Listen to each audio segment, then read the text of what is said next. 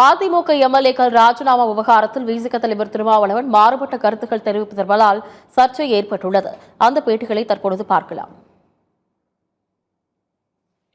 இது தமிழ்நாடு அரசியலுக்கு ஆரோக்கியமானதல்ல. என்ன பின்னணியில் அவர்கள் இதை செய்கிறார்கள் என்பது தெரியாது. இது அதிமுகவுடைய உட்கட்சி விவகாரமாகவும் கடந்து செல்ல முடியவில்லை. மக்களால் தேர்ந்தெடுக்கப்பட்டவர்கள் திடீரென பதவி விலகும் சூழல் ஜனநாயகத்திற்கு உகந்ததல்ல. மக்களால் தேர்ந்தெடுக்கப்பட்ட சட்டமன்ற உறுப்பினர்கள் பதவி விலகும் நிலை ஏற்பட்டிருக்கிறது என்றால் அதிமுகவுக்குள் நிகழும் உட்கட்சி முரண்கள் என்ன என்பதைத்தான் நீங்கள் வெளிச்சத்திற்கு கொண்டு வர வேண்டும்.